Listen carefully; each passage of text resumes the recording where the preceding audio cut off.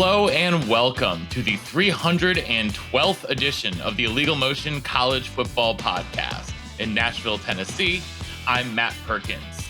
And joining me, the third amigo in the second city, who today I guess is just the second amigo because our own offensive coordinator is at a scrimmage tonight. So second week in a row, you were just getting the two of us.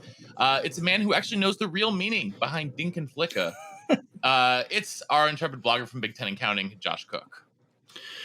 Matt, you know I hate to start with a mistake and a clarification, but I laid a couple eggs last week. It's okay. It's okay. You know, I usually don't give you the reins, and sometimes when you take the reins for the first or second times, mistakes can be made, and that's okay. So I was listening to our show, as I always do. I like to try and make sure we're making sense, especially me.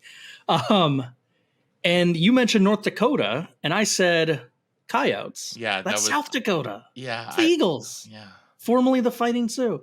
And then also, I had a whole thing about why I wanted to compare the Boise State quarterback to Jared Zabransky and not Kellen Moore, and I completely forgot to mention it. So some Boise fans are probably like, "What the hell are they talking about? Like, what about Kellen Moore?" Kellen Moore is like on a way higher level. Like Kellen Moore is like one of the greatest group of five quarterbacks like of all time. It made to include him in the comparison. See, this brings me to a off the top of your head question. Then top five group of five quarterbacks of the 21st century.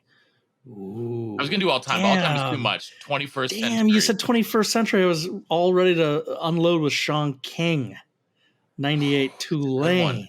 I mean that was epic. Don't get me wrong. I mean, Kellen Moore's got to be number one. I mean, he won like 50 games. Timmy Chang, a stat that probably won't be caught up. Timmy Chang's going to be on that list. Cole Brennan is going to be on that list. Yeah, I think I think there's probably some guys who played in some of the not necessarily like a Western Kentucky, but I don't know. Yeah. Byron Leftwich at Marshall. I forget when he graduated. Is he 21st century? I think he's like 2002. Okay. So I think he just slides in. Yeah. That's a great question. That is a great question. Maybe we'll have to investigate that for our next episode. No matter what, though, before we get into the second of our 5 conference preview episodes, got to remind the good folks listening at home that we are presented by betonline.ag, where they continue to be your number one source for all of your online sports wagering needs. Baseball season, pennant races in full swing. Josh's Padres are not going to be making the playoffs, I don't think. Hey, we're like 5 back of the wild card. Yeah, but you're not catching up with my dear Atlanta Braves. Me and Coach always repping the Braves. I think that we're in pretty good shape right now. Don't want to get too far ahead of ourselves, but feeling pretty good about my Bravos. Football season. We're recording this on a Thursday night. Officially kicked off with the Hall of Fame game tonight. I mean, it's preseason football. It's some sort of football. I don't know. News to me. We're not watching clearly because we are talking about the Big 12 and we're talking about Conference USA. So, which frankly, I'd rather do that than watch preseason NFL, but maybe I'm a little bit strange. No matter what your sport is, though, you can make some action and take some action on it over there at betonline.ag. Head on over to the website or use your mobile device to sign up today and receive a 50% welcome bonus on your first deposit with our promo code BELIEVE. That's BLEAV. BetOnline, where the game starts. Josh, you wore an Iowa hat last week, so I had to wear a Wisconsin hat this week because, well, reasons. But you are wearing a hat, sir, of one of my favorite dining establishments, and not just the Midwest, but the entirety of the country, Hamburger number 2. Gotta get an Iowa omelet and a pie shake. That's all you need. The blueberry pie shake is just one of the greatest things you can possibly ingest. So, blueberry pie shake, I think better than any of the teams in the Big 12 this year, though, Josh. So, whoa, hey, come on. I mean, blueberry pie shake undefeated. I don't think any Big 12 team is going undefeated this year, Josh, but we will just hop right into it. In the ever-expanding Big 12, they've added a couple new members for this year. They're losing some next year, but also gaining some more. Who knows with all of this crazy conference realignment talk, Josh? Where do you want to begin? Well, actually, let's talk about that realignment just for a moment because that impacts our league, the Big Ten. I know I've got a Big Ten blog. I know I'm a lifelong Big Ten fan. Obviously, Iowa fan, more so than the conference because we're not the SEC. We don't blindly cheer for our conference. No, we don't. We hate Uh, Ohio State. We but genuinely hate Ohio State. but it's asinine. So dumb. It's completely asinine because the conferences and the TV networks are operating under this idea that doesn't exist anymore. ESPN is hemorrhaging subscribers. Disney is trying to jettison ESPN for money purposes. How is ESPN going to pay a 20-team SEC, or eventually, once Fox faces the same issues of ESPN, how is Fox paying a 20-team Big Ten? And here's the thing. I know I'm going to sound so old. I know I'm going to sound so old-fashioned. Get off my lawn.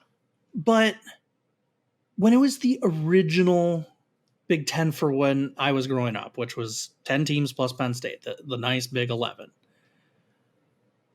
I would watch Iowa, and then I'd be like, oh, whoa, like the old Oak and Bucket is on right now. Oh, Purdue, Indiana, they hate each other.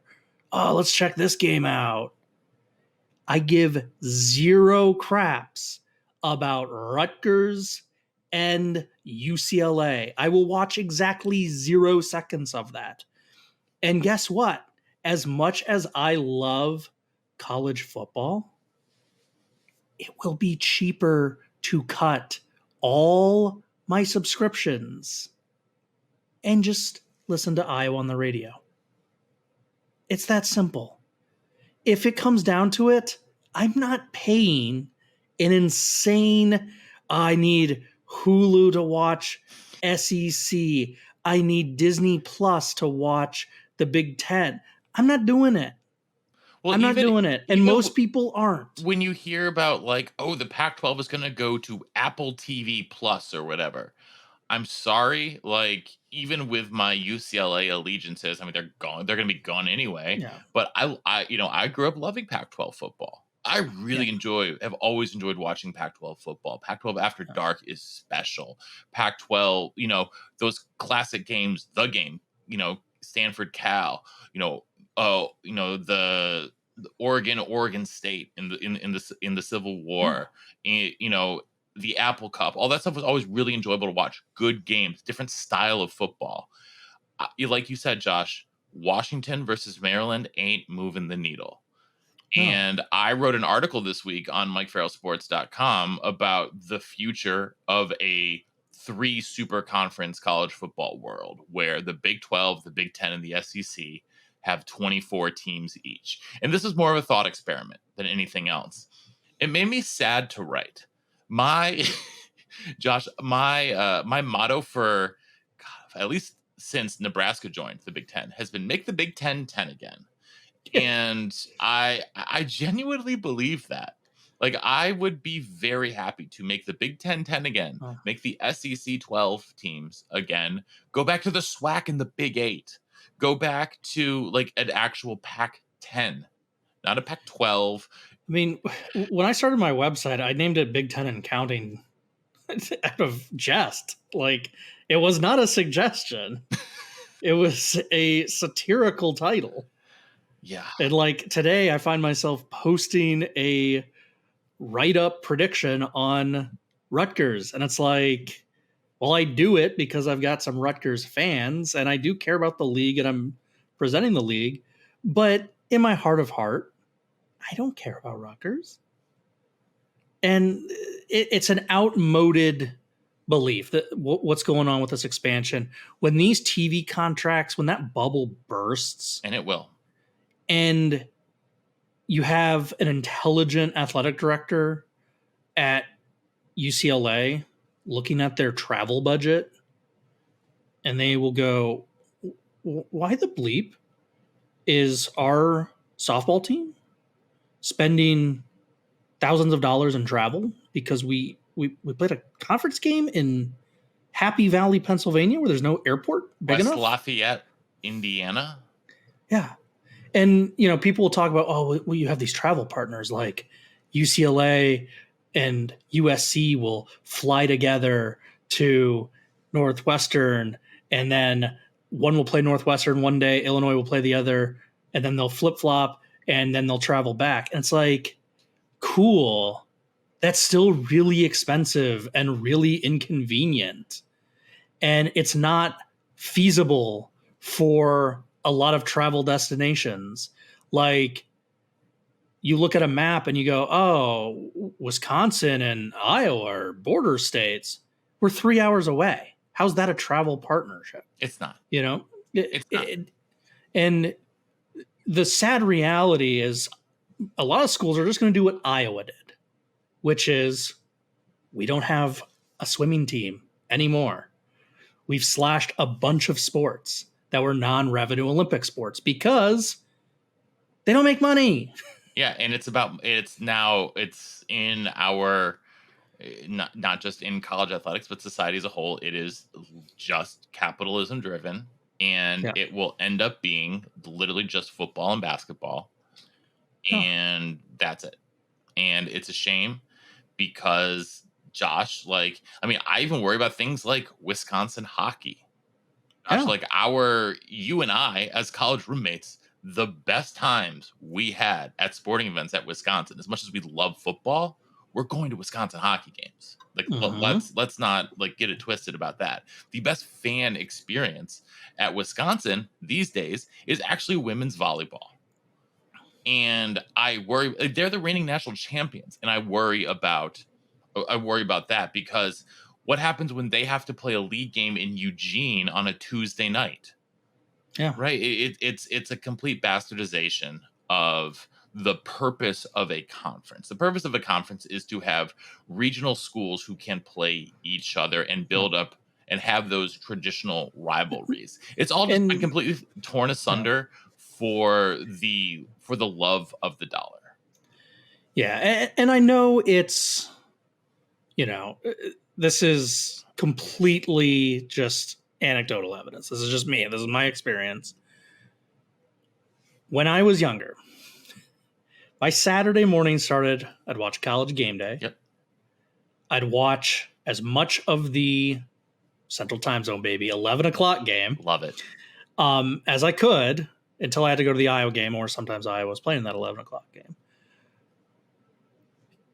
Finish those morning games, head over to Iowa, go to Kinnick. But when I'd come home, I would watch the rest of the day. I loved when Hawaii was on at like Central Time. It was like 1 in the morning. Yeah, 11 p.m. kickoff. Yeah, like I loved it. That was my whole day. As I got older, I still did that. I did that all through college. You lived with me. I did that. We did that when we were living together in Los Angeles, like 5 years after college. Yeah. So I was doing that honestly up until about 3 or 4 years ago. And it wasn't like I couldn't anymore. It wasn't like I was too old. It was, I don't care anymore. Like, I'll watch Iowa, and that's it. For the podcast, I know, like, well, crap, I should probably check in on, Georgia, Tennessee. Should probably check that. Oh, there's 2 minutes left and it's a tie game. Well, okay, I'm going to watch the last 2 minutes. But a lot of my prep work for the show is box scores, because I can read that and synthesize what happened with the game, and, checking out a highlight or two. I watch basically one game now on a weekend. I watch my Hawkeyes. And if it gets too expensive to watch Iowa, if there's too many packages or, cable that I need or streamers that I need, like I said, I'll just listen to Dolph on the radio, and I'll come into the podcast. I'll be like, hey, I listened to the Iowa game, and that's it. Like, and also, you know what? This is going to sound crazy, but this might not be very competitive of me, but it's going to be freaking impossible for Iowa to win the Big Ten when there's 25 teams. And we're going up against Ohio State, Michigan, Oregon. USC. It ain't happening. If Iowa doesn't have a chance to win a conference title, why am I watching? Why am I watching? If Iowa doesn't have a chance to make the tournament, I don't care. I want to win championships. I would, if you told me right now, Matt, I had a choice of Iowa football, two directions. If you told me we will drop down to D3, like the University of Chicago, and focus on academics, or we'll make $1 billion a year, but never finish better than 15th, I would say, F the $1 billion. We already have an amazing hospital. We have an amazing writer's workshop. Like, academically, we're doing fine. Yeah, and stop being so greedy. Also, that $1 billion, as for you as a fan or as an alumnus, that's not doing anything for you. No, that's not that's not doing anything. It's lining the pockets of administrators and coaches, and it's upgrading facilities, like constant facilities upgrade. Oh, they have another new $300 million indoor football facility. It's like, that's great and that's wonderful, and I'm glad like the current student athletes are getting that. But all of this financial arms race is, no one's going to be competing for, like, if there's going to be 3 super conferences, which it looks more and more like there's going to be 3 super conferences, like, what are you competing for? What are you competing for if you're not? It's stratifying the layers even more to a place where there are only 3 teams that can compete every year just for the Big Ten. At least, like, your Northwestern's winning a division title, like we've seen a handful of times in the past 5-6 years. That's never happening again. Never. And it's frustrating to follow at times. So let's get out of the doom and gloom, and let's get to something fun. Let's get to something fun, because let's talk about that Big 12. As weird of a conference as the Big 12 is these days, and the sunset of the Texas and Oklahoma era, even though we've already spent 20 minutes in our hour-long podcast getting in doom and gloom, let's get into it, Josh, because who said it has to be an hour? Me, as long as we want. Well, me, because I have to go to bed at some point.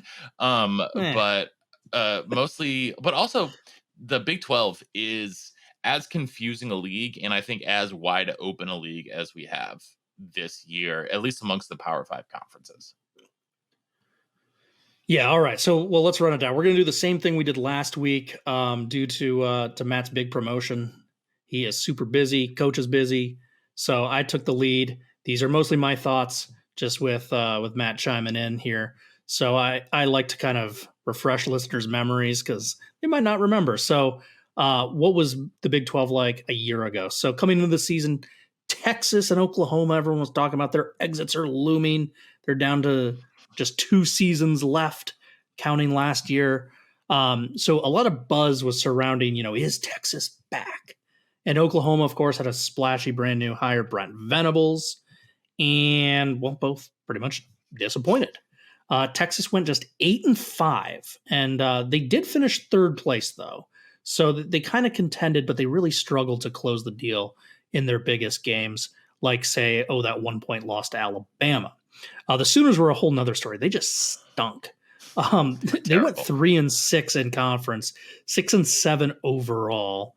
And basically they proved an interesting theory. They proved that when you have a corrupt asshole of a coach who tampers with your program and leaves you and steals essentially every player you have on your team, it's pretty hard to like field a competitive team. So people were confused if Oklahoma would be good or not, and they weren't.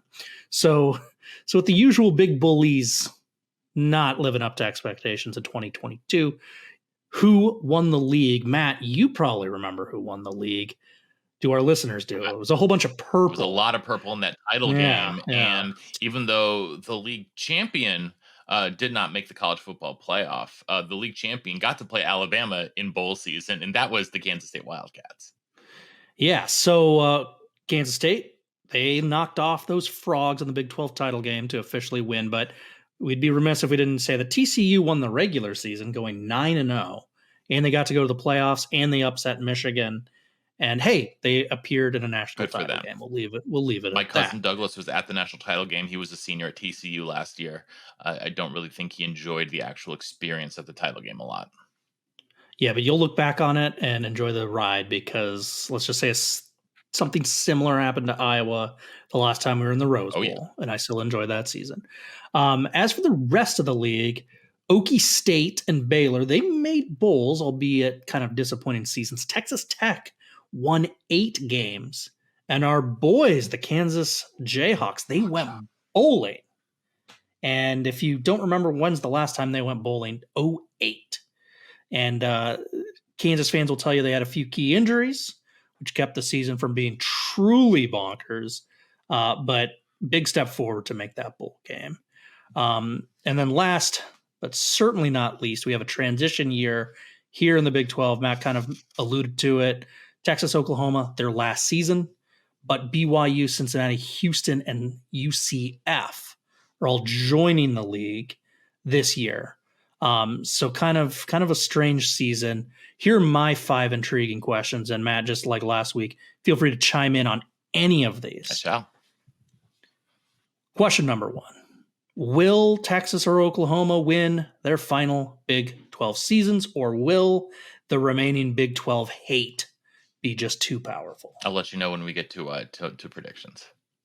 All right. Our purple brethren, will those purple powers be as powerful again, or will one or both falter? I think one of them will be. Ooh, me too. Question 3. Will Texas Tech build on last season and be a threat for the title? Again, I'm going to withhold because I have thoughts. Okay. Iowa State. What the hell? They lost 8 games last year. 6 of them were by single digits. In fact, 7 of their losses were by just 38 points. I wonder if any of them were thrown. Yeah, will they bounce back or are they trending downwards? I don't know. We'll see. I'm not feeling so hot about our friends out there in Ames. All right, and obviously we have a soft spot for Kansas. I think they're like the kind of like the unofficial official team of the show. Yeah, they kind of might be. They gave us one of our greatest moments ever. I think asinine prediction of them beating in Texas. the history of the show. So in honor of that, question number 5: what is Kansas's ceiling here for this season? It's as high as it's been since 2008, at least. There we go. All right, so here are just a reminder. These are my predicted standings. Matt has his own thoughts on these. Yep. I've got some questions that I'm going to throw at him after each team, but I'm going to give you my ranking and the reason why. So my number 1 team, people are going to be a little surprised, I think, is Kansas State. Wow. I picked them last year. You did? And I see literally no reason not to remain a believer. Okay. They have Coach Chris Klieman, who, for my money, is a better head coach than Sark and a better coach than Brett Venables. And unfortunately, Brett Venables' wife is battling cancer, so he's probably going to be a little bit divided attention-wise. Yeah. The Wildcats have the best offensive line in the league. I will not disagree with that. Possibly, maybe even the nation. I'd say, I think they're probably a step below Michigan. I think they're probably a step below. I think there's a couple other really good lines out there, but they're a top 5 unit for sure. Yeah, and that OL is, of course, anchored by all-American level talent, Cooper Beebe. Yep. Gotta love. Yeah. Mr. Will Howard.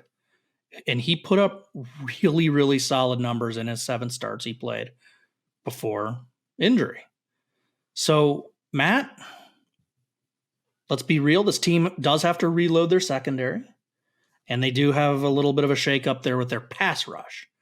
But can they solve those defensive holes and contend for another title?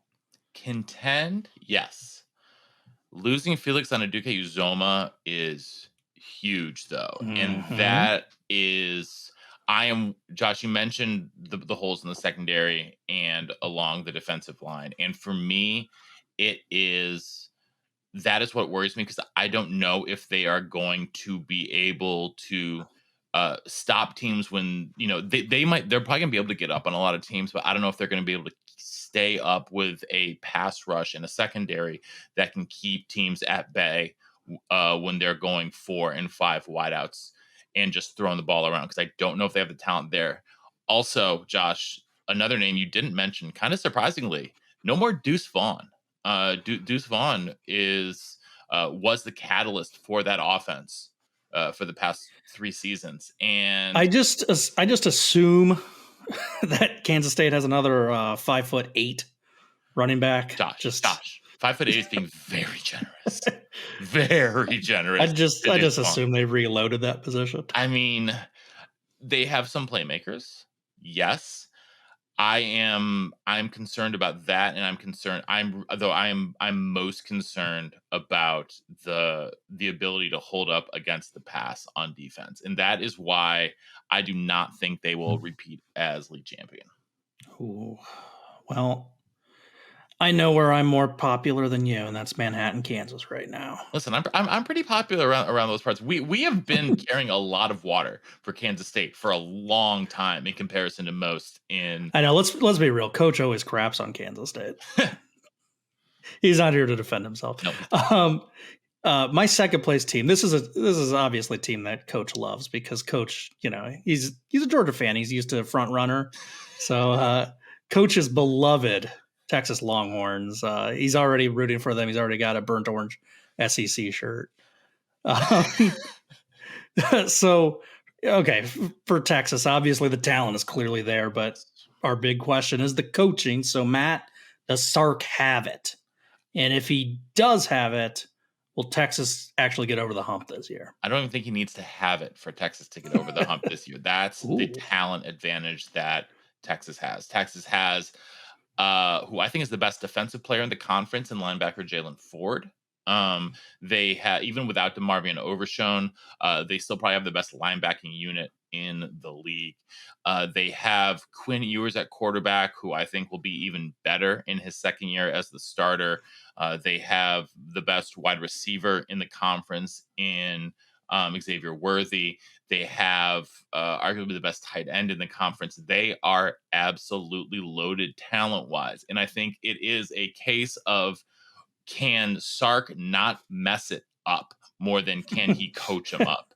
And I think that the talent gap is there. And I have Texas as one of my two teams in the Big 12 title game.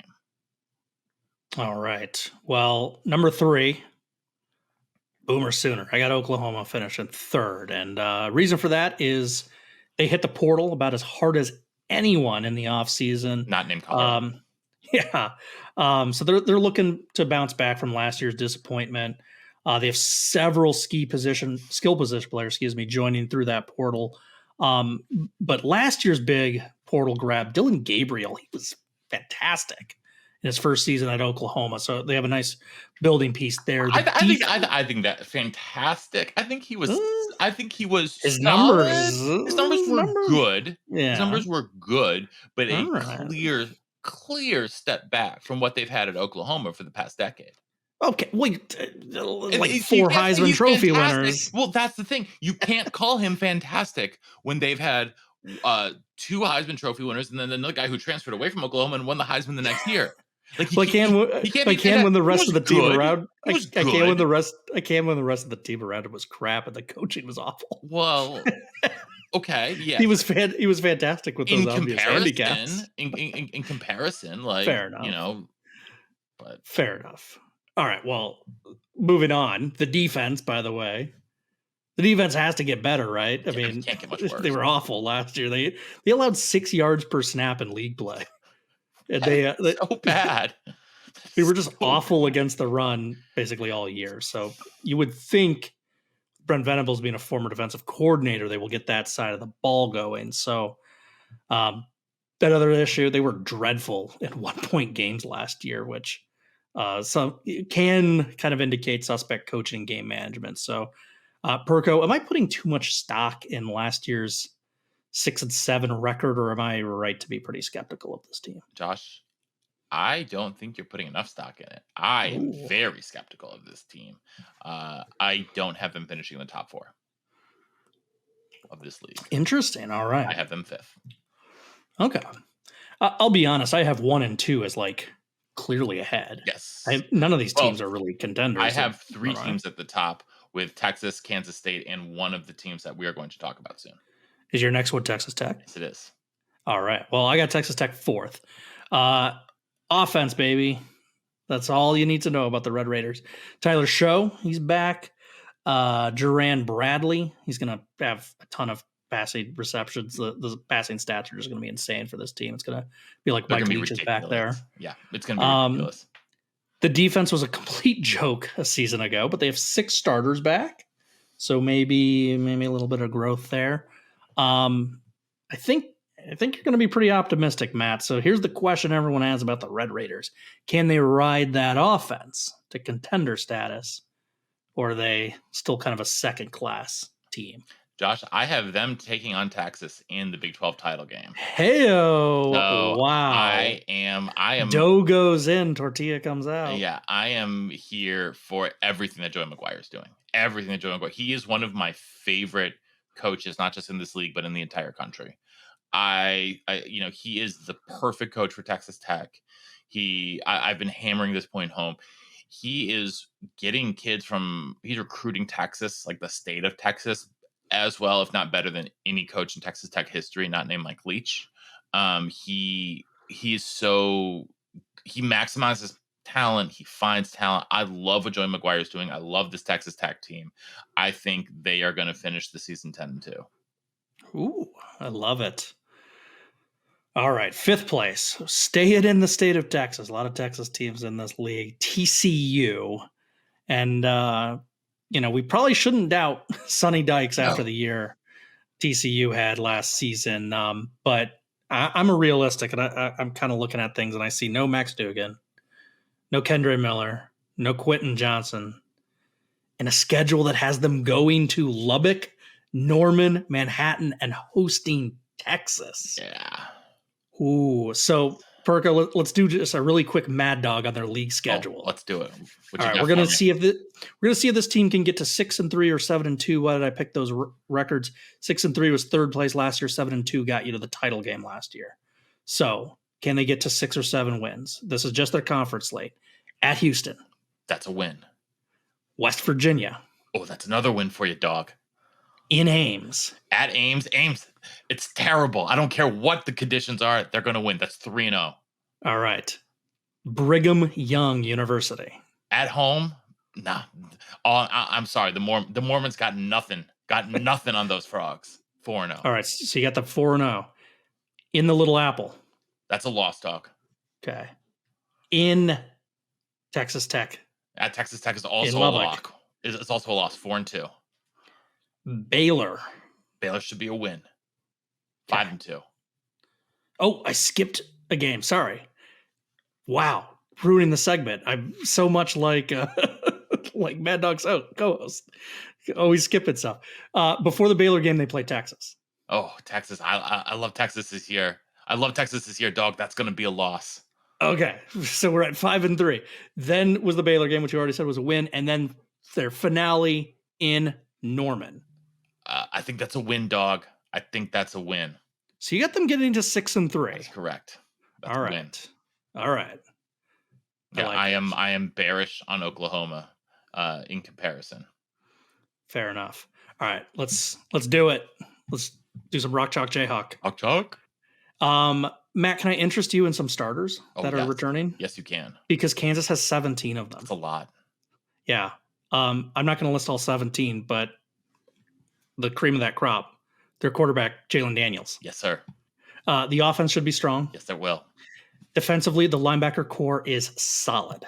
Yes, it is. But they have 4 brand new defensive linemen.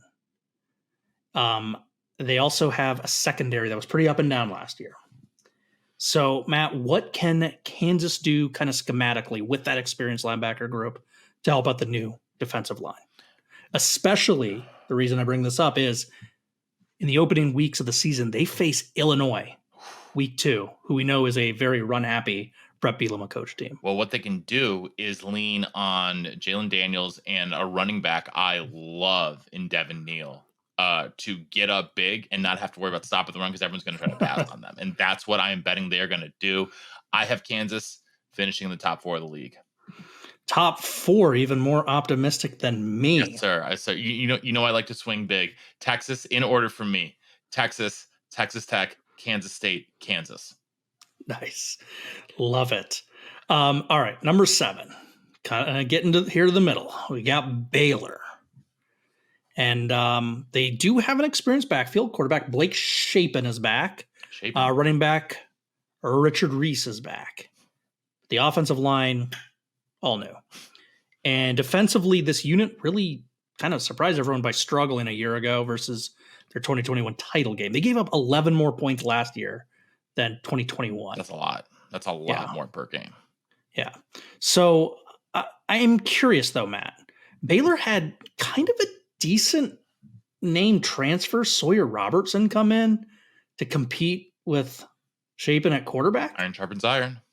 But Aranda has already announced that Shapen is remaining the starter. Yeah, I don't really trust Aranda when it comes to quarterbacks. I love Dave Aranda, and I love what he does on defense. I don't trust him one bit when it comes to quarterbacks because he jettisoned the quarterback that got him to the Big 12 title game in 2021 for Shapen. And then Shapen was just kind of milquetoast last year.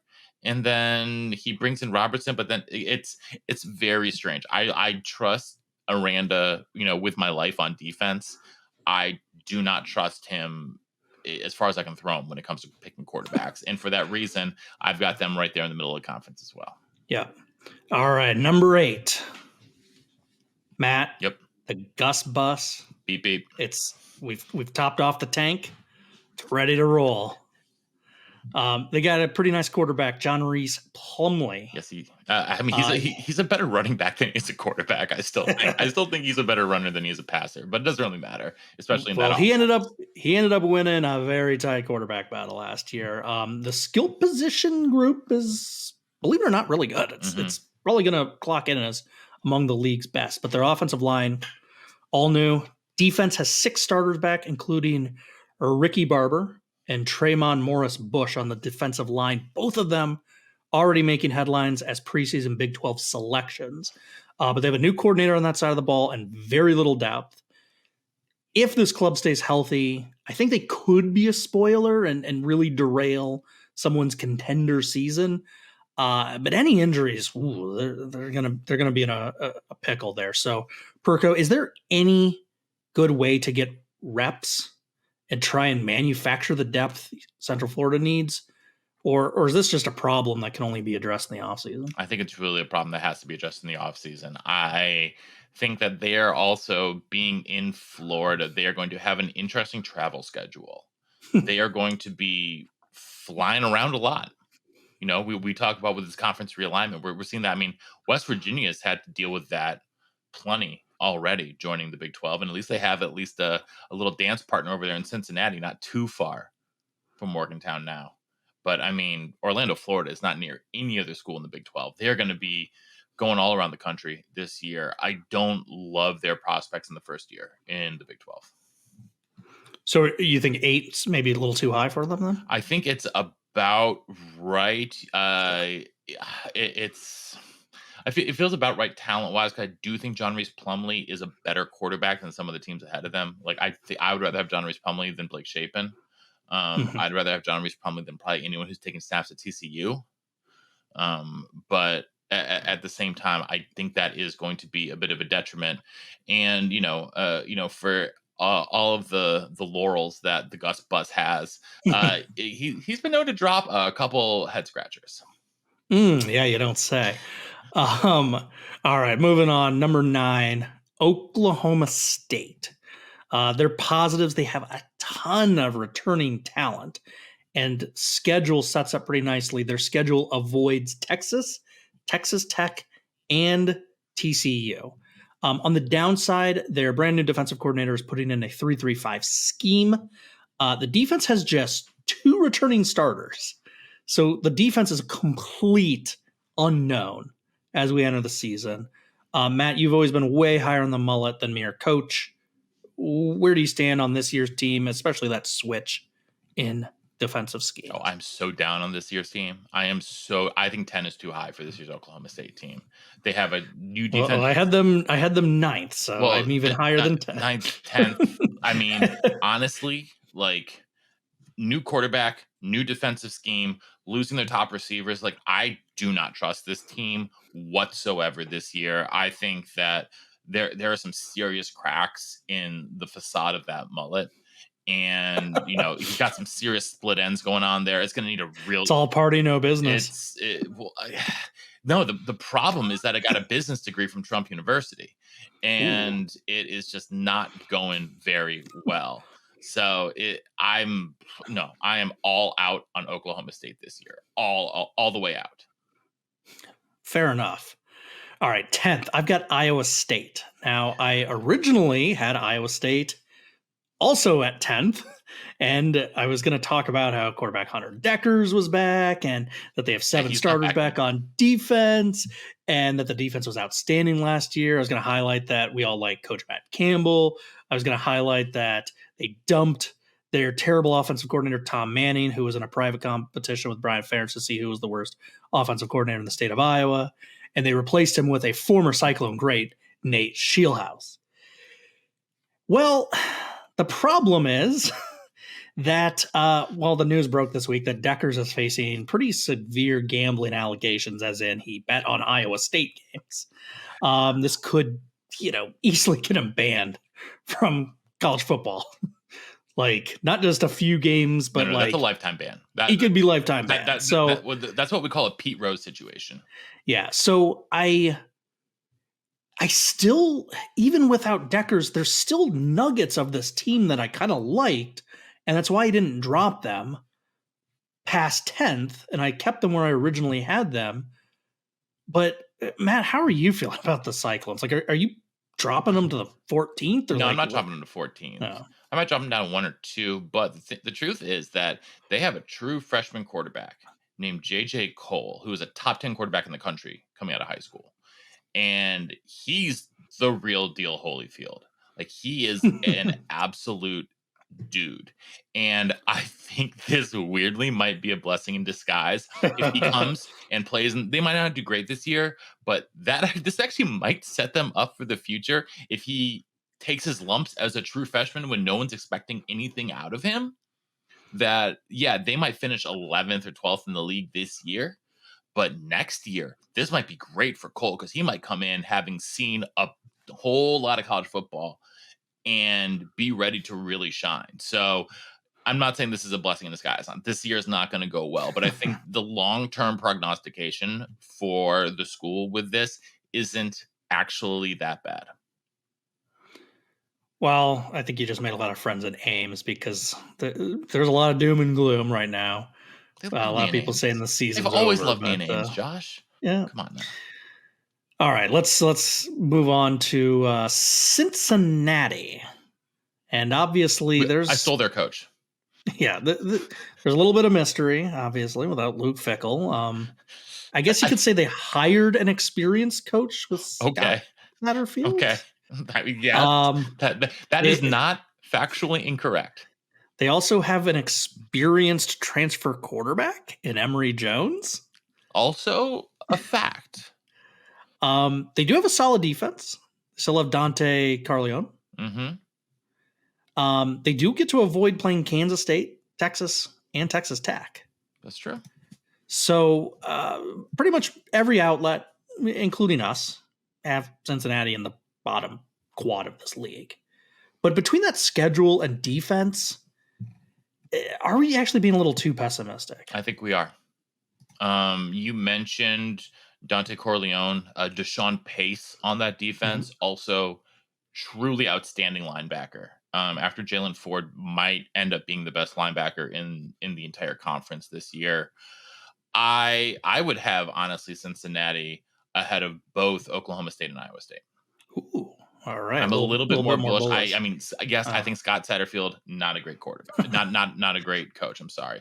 Emory Jones, not a world beater at quarterback, but again, seen a fair bit of football, has played plenty of good enough football, at least, that considering the quarterback situations at those other schools that I just mentioned, I'd still rather have Emory Jones. So for 2023. So I will actually take Cincinnati ahead of both Iowa State and Oklahoma State. Nice. All right, heading towards the bottom. Number 12, Houston. Mm-hmm. The Cougars. Let's be honest. They're 20-7 the last 2 years. Yeah, but they haven't stopped in nosebleeds since about I know. 2011. But the problem is they're changing leagues at just like a really rough time in the program. The defense looks to be one of the worst in the league.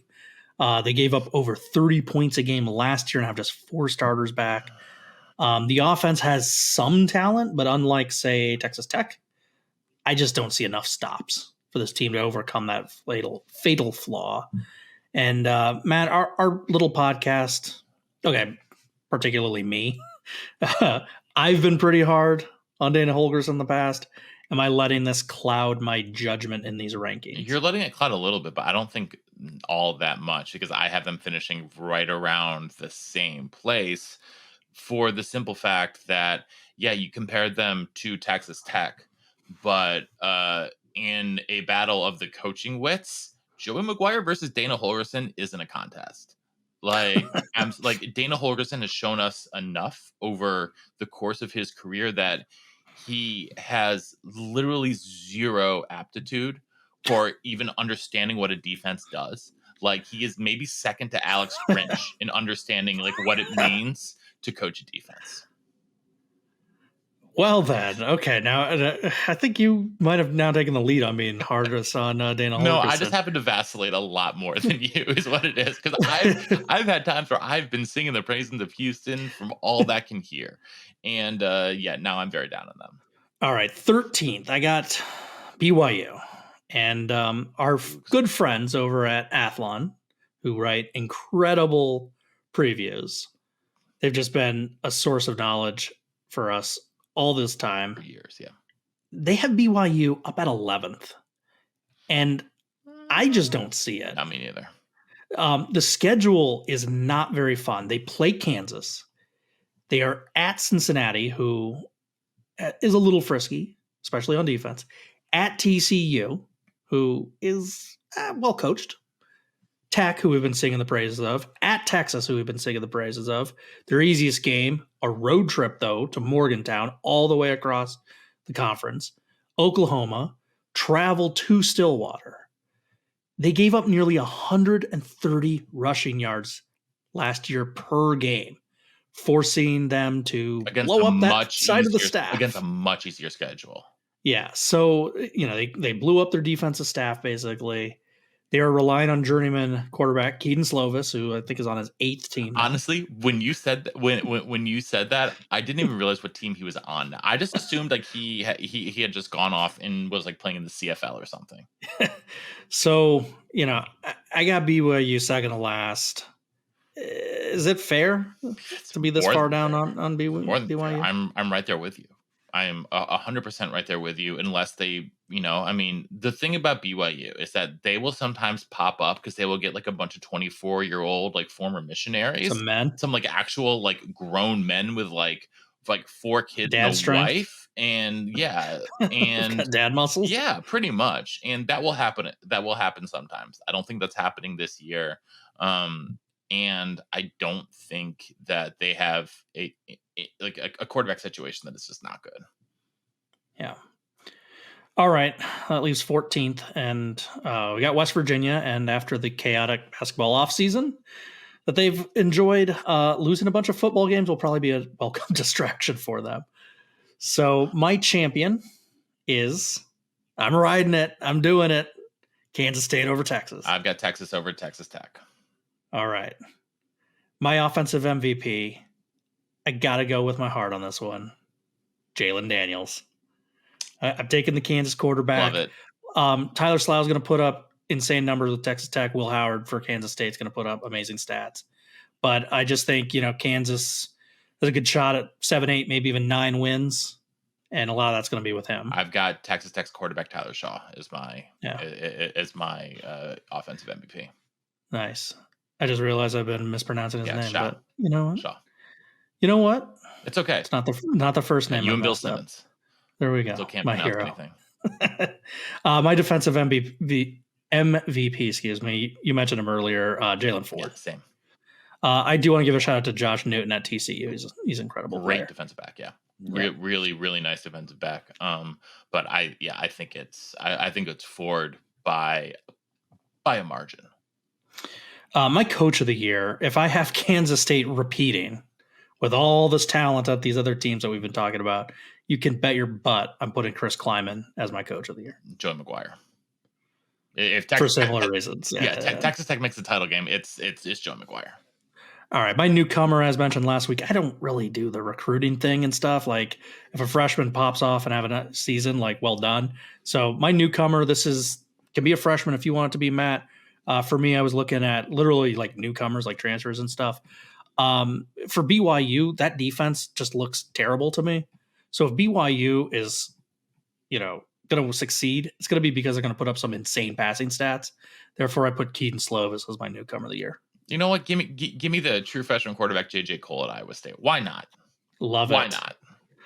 All right, first fired. Well, let's just be real. I would have already fired Neil Brown by now. He's going to be the first coach. He's going to be the first coach fired this season. Yeah. All right. Final thoughts on this league, Matt. I know you're very high on Texas. I am, but I wanna play a little devil's advocate for a moment.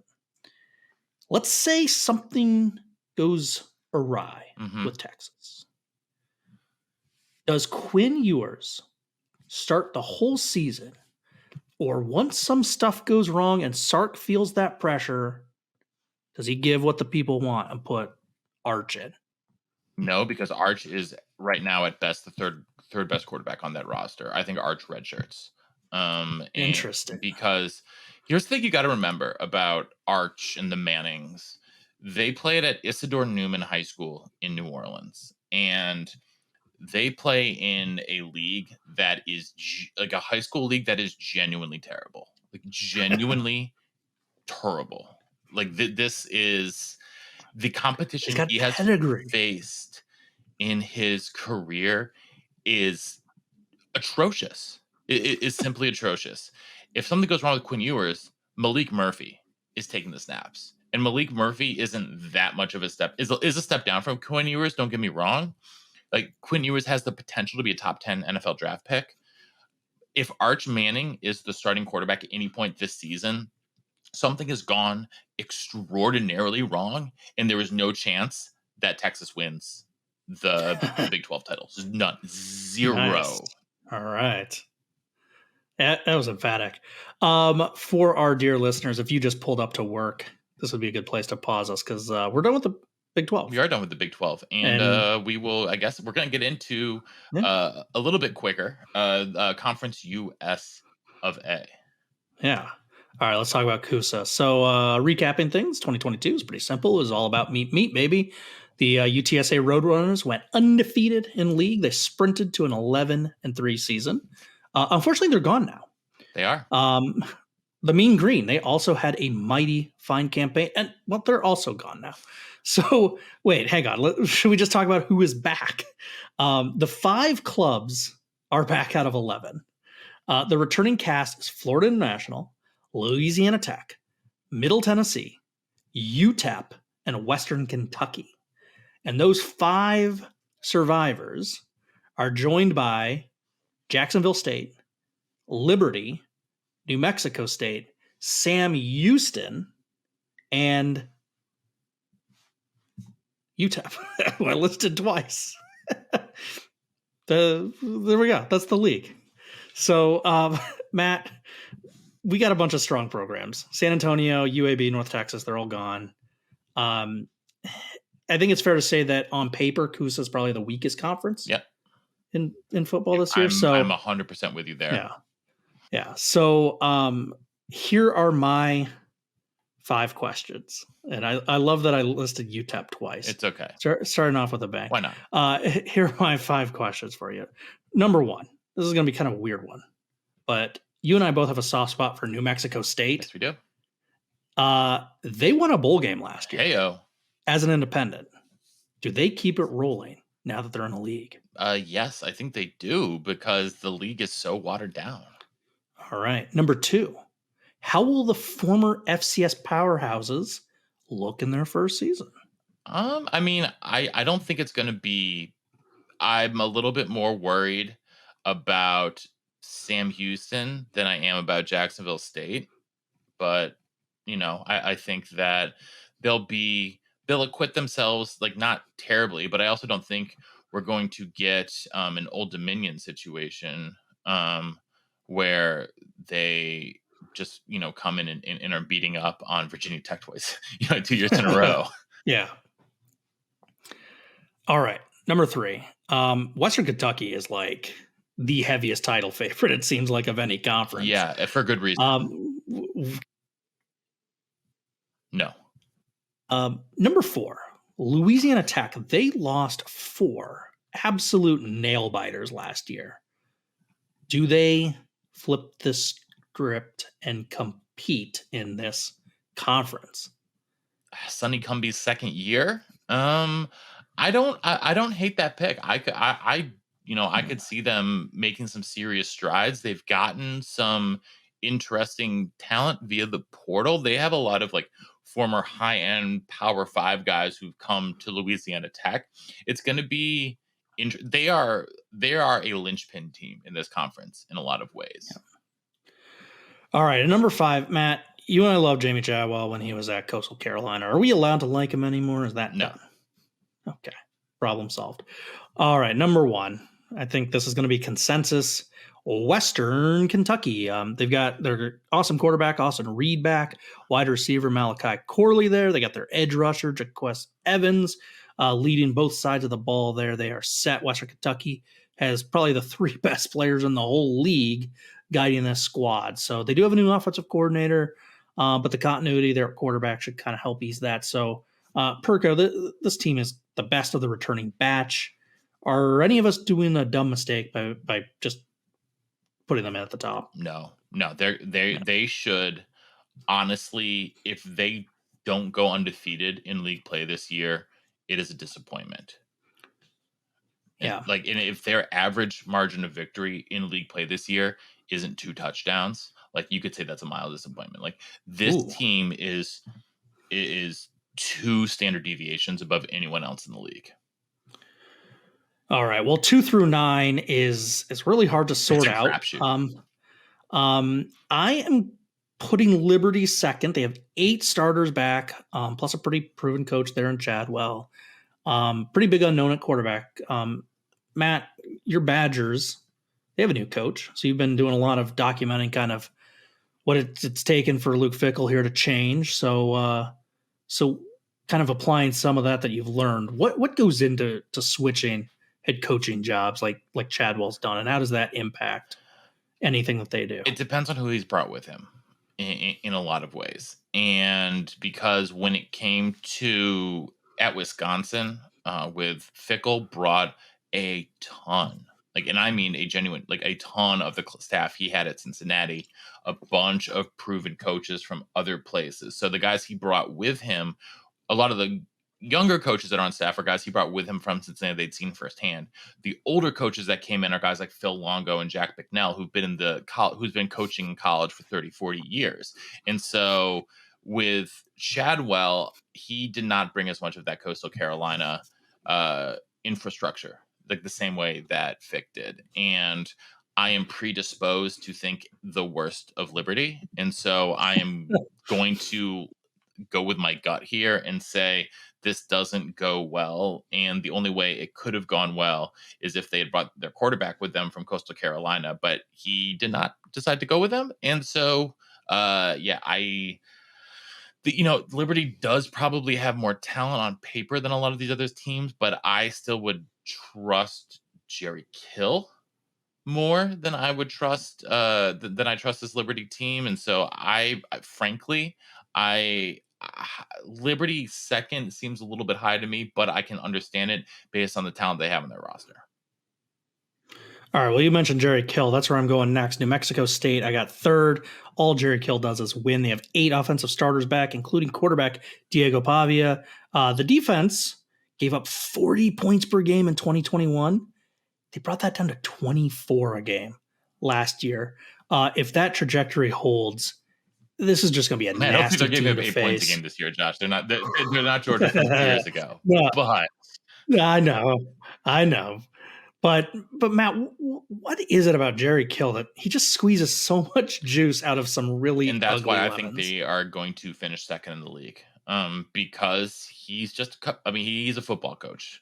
For to be as cliche as possible, Josh, he's just a coach. He's just a damn Yeah, good football coach who understands coaches them up. coaching football, who understands maximizing the talents of the players that he has on hand. And the whole under Jerry Kill is almost always greater than the sum of the parts. And that is why I trust them more than I trust Liberty. All right, fourth, I got Middle Tennessee State. Perko, this is right there in your backyard. How is Stock Skills team I don't shaping think they're up? going to beat Miami again. This year, you know, Stockstill is a little bit polar. I wouldn't say he's polarizing, but it feels like he's just not going to reach the heights that they had. You know, like when we started this show, God, 9 years ago now, 8 years ago now. Like, yeah, we're in our ninth season, so like 6, 7 years ago, they were really, really good. They will go as their passing offense goes, and they're replacing some guys. I don't know. I don't truly trust this team like I necessarily would have in years past. I don't think they're going to be as bad as they were 2 years ago, but I also don't see them being I don't see them being a conference title contender. I think you've got them middle of the league. Fourth is like sweet spot for this team. All right, fifth, we're going to El Paso. This club, they went 7-6 2 years ago and made a bowl. Last year they stepped back to 5-7, but they boast a really talented offense, keyed by their quarterback, Gavin Hardison. He's going to be protected by one of the best lines here in CUSA. The defense has a lot of issues to work on. They finished 10th in passing defense a year ago. Matt, UTEP's my dark horse. I think they could. I really think they could contend if it all falls into place for them. So, do you think the Miners have enough surrounding Hardison to make a run at that Yeah, I title like them game or more than no? Tennessee State, and I actually like them more than Liberty. So I think Ooh. I've got them finishing third. Love it. All right, you mentioned Louisiana Tech as kind of a linchpin team. I got them sixth. They had a truly bizarre year in Sonny Cumbie's debut. They went just 3-9 last year, but 4 of those losses were by combined 10 points. They then hit the portal probably harder than anyone else here in CUSA. They nabbed a whole bunch of new faces, including former Boise State quarterback Hank Bachmeier. And this And is why. one of the great names in all of college football, Dakotas Crawford. There we go. And Matt, it's actually the Hank Bachmeier reason is actually why I have Tech down in the sixth spot. He brings a big name because of he's a Boise State starting quarterback, but I saw him play last year and was completely unimpressed with him. So Matt, you mentioned them being a linchpin. Do these portal additions actually move the I Bulldogs think up or that down for you? the skill positions do, but I agree with you that Bachmeier is. I'm going to use this word for the second time in this podcast. Milk toast. He's Ooh. he's fine. He's not great. He's not awful. He's fine. And I think that is going to be good enough to get them to 500. But I don't see them jumping. I'm like it's pretty evident. I'm pretty high New Mexico State. And like I don't see them jumping in New Mexico State or even a UTEP necessarily. I think they actually might be better than MTSU, but I'm not entirely sold. All right, seventh and eighth, kind of grouping them together here. Jacksonville State, I got seventh. Rich Rod is back in FBS, so expect points by the dozen for them. This club, they went 9-2 last year. They return a lot of talent, but obviously that's FCS talent to FBS. How will it translate? So there's always that question. For Sam Houston, if they have any success this year, it'll be because of returning a ton of defensive talent. Offensively, we really kind of have no idea what Sam Houston's going to do this year, thanks to having just one lone returning starter. Their coach, Casey Keeler, was known for offense when they were an FCS juggernaut, and he's been amazing with the Bearcats. Tons of FCS success. So I don't know if you can count Sam Houston out completely, but Matt, you and I both love FCS football. We probably love it more than our sponsors would like. We spend a lot of Too time bad. talking It's our FCS show. football. So what can we realistically expect from the Gamecocks and A lot of Bearcats this people, year? what we can expect is a lot of people who haven't watched FCS football to misspell Bearcats it's with a K, with a folks. K. It's Bearcats with a K. I think that. Oh, we can also expect people who haven't watched a lot of FCS football to assume that Jacksonville State is in the state of Florida. I think those are my two big assumptions this year for them. No, Yeah, it's weirdly in Arkansas, which people don't realize. no, what we can actually expect though is I think Jacksonville State is more likely to finish higher up in the standings. I think just Yeah, Sam Houston State's off. I have literally no idea what to expect. Like yeah. no one can possibly know what to expect from Sam Houston State's offense. So it wouldn't surprise me to see All them right. finish bottom of the league. Yeah.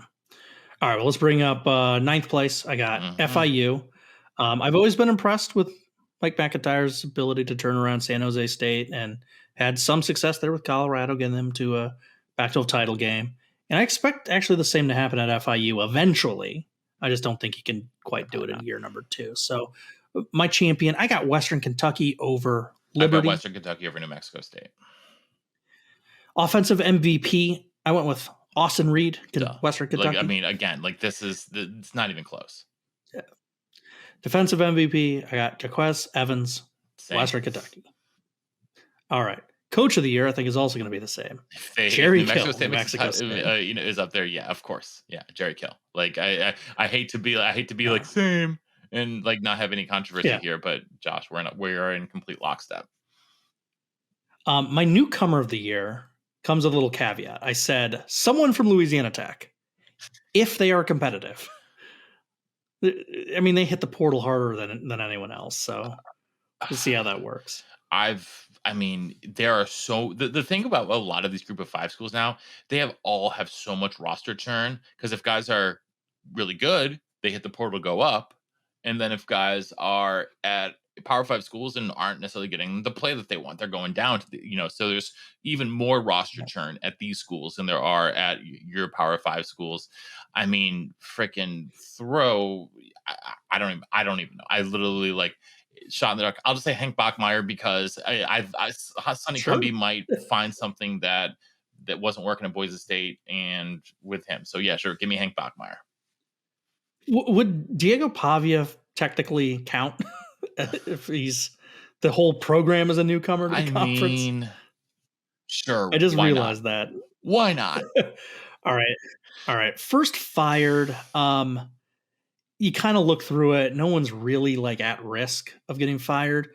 But there is an interesting note here. I have UTEP as a very competitive team. They're my dark horse. I think they have a good shot at making a bowl this year.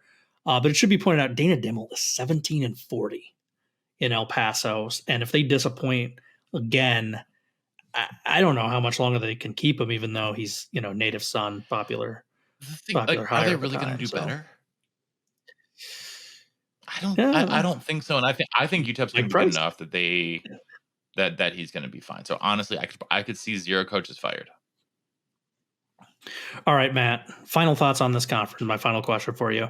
We mentioned that this is probably the weakest conference in college football. But with so much turnover, despite it being weakened, is it secretly the most exciting league to watch because we have 0 clue 2 through 9? I'm sorry, Josh. Wow. Oh my goodness. That's a bridge too far, my friend. That is a bridge too Wow. far. It is not the most exciting to watch. What? Western Kentucky is super fun to watch. New Mexico State is fun to watch from a tactical standpoint. All right. But I think when I'm being cynical and protesting watching these power conference teams and I text you in the middle of the night that Louisiana Tech and Jacksonville Gotta be State are in their eighth okay. overtime. So yes, I can understand that, but even at the group of 5 level, I still think that I'll still take the Sun Belt as a little bit more fun. This is college football at its most pure form. Jacksonville State hosting UTEP at 10:30 p.m. out in Wyoming, which is weirdly where Jacksonville State is. Wait, Josh. I no, Yes. sorry, you're in the they're actually in Idaho, not Wyoming. Oh, that's right. I forgot they moved. No, it is in Alabama. It is in Alabama, actually, for Yeah. real. Yes, no, we've been I was facetious the whole time. worried listeners thought we were No, we're just we're doing kidding. a bit because we didn't know. No, it's actually in Alabama. So, Yeah. It's just outside of Birmingham. so I don't know. Actually, I don't know that part. it's not outside. I don't think it's actually just outside of Birmingham. I've driven through Birmingham a couple times recently. And Everything in the state of Iowa is just like related to Des Moines. You're like, it's 2 hours away from Des Moines. because like Des It's Moines is like 30 the minutes from dead Des Moines. center of the state. Like in that, it's like yes, everything is in fact 2 hours outside of. And actually, Josh, We only ran 11 minutes over from your bedtime. yeah, well, actually, and on top of that, though, Jacksonville State University is in Jacksonville, Alabama. It's actually Okay. about halfway between Atlanta and Birmingham. There we go. So just outside. of Yeah. Birmingham. No, it's actually relatively close to. No, it's not as close. I was in Guntersville, Alabama, a couple weeks ago.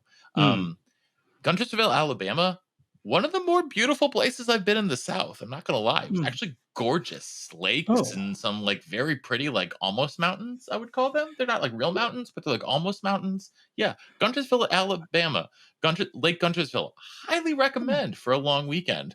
Had some incredible, truly incredible Cajun food there. Nice. Matt, did you get this text from Coach? Did I get a text from Coach? Yeah, Coach texted me. He bought a custom jersey. Oh. It's half burnt orange, half Boomer Sooner, and on the back the name says SEC on it. He said he's going to proudly wear it at Georgia games this year because he cares more about the SEC than Georgia. Oh, I'm looking forward to seeing him in that. And I think that is the perfect place to sign off. We'll be back next week with Coach, presumably, unless there's another coaching conflict. Huh? Hey, you never know. It's the season. Either We're way, getting ready there. Either way, I mean, listen, schools here in Tennessee start next week. Kids are back next week, which means that football will be back for actual proper games here. So I'm excited to see Coach at his new school this year too, at his new the new school he's coaching at. So see some real good football here in Middle Tennessee. But no matter where you are, we appreciate you tuning in to the Illegal Motion College Football Podcast on the Believe Podcast Network. So on behalf of our own intrepid blogger from Big Ten and Counting, Josh Cook up there in Chicago, Illinois, and even though he's not with us tonight, he's still with us in spirit. Our offensive coordinator, Coach Corey Burton here in Nashville, Tennessee. I'm Matt Perkins saying so long and see you next time on the Illegal Motion College Football Podcast.